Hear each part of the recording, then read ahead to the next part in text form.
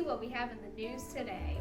Well, Karen, as we know, Joseph, the cupbearer, and head baker have all been sent to jail by the Pharaoh. The cupbearer and the baker both had intense dreams that they were curious what they meant.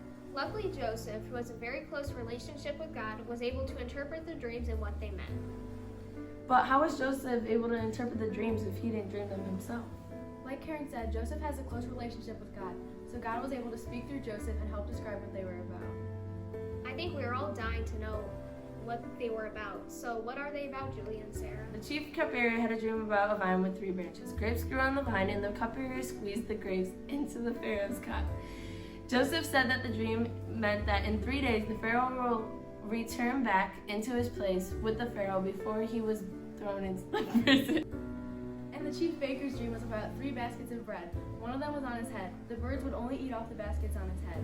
When he asked Joseph what this meant, Joseph said that the Pharaoh would impale him and the birds would eat his flesh. I think that's crazy. It could never happen. This just in. The baker just now died from being impaled, just like the dream that was described by Joseph. It's true. Wow, that is crazy. I cannot actually believe that Joseph interpreted the dream.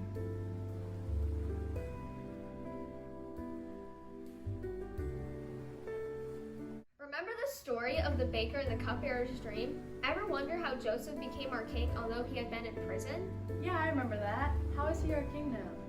Well, the Pharaoh had 2 dreams. One was about 7 ugly cows eating 7 fat cows, and the other was about 7 thin grains taking over the healthy grains. He wondered what those dreams meant, and Joseph was the only one who could interpret them. Joseph told him that it meant that it was going to be 7 years of a famine. Yes, and there was never a famine in Egypt. The Pharaoh made Joseph our king because he had a strong connection with God. Wow, that's crazy. Why are we talking about this now? Joseph's sons Manasseh and Ephraim are turning 9 today. If anyone wants to celebrate, go to the city hall for the celebration.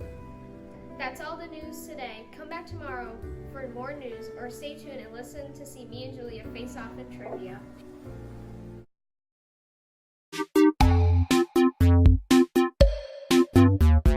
Time for today's trivia match, and here today we have Julia Walton and Karen Rawls. You guys ready?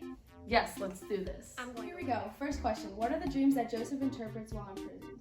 Oh, I know this one. Joseph interpreted the dreams of the cupbearer and the baker, who were also held in prison. He interpreted the cupbearer's dream as a positive one and that he'd be restored to his position in 3 days.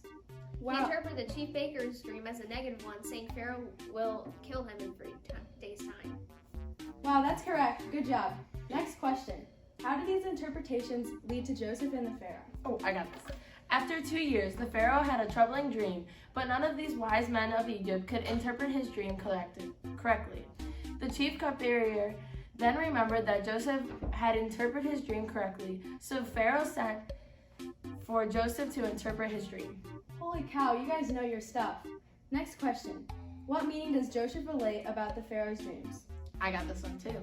Joseph relates Pharaoh's dreams to a great famine lasting for 7 years. He relates the 7 ugly cows and the 7 scorched pieces of grain to 1 year of famine. Correct. Okay, Karen, you need this next question to tie back up with Julia. Who are Manasseh and Ephraim? Oh, I know this. Manasseh is the firstborn son of Joseph, and Ephraim is Joseph's secondborn. Wow, we now have a tie, and our last question will determine the winner. Right now, what significance do the meanings of Manasseh and Ephraim names hold?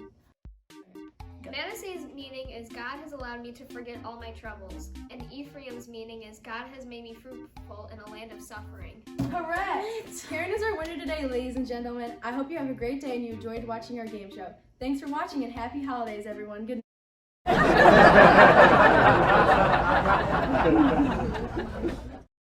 No. 9 years later. Bruh.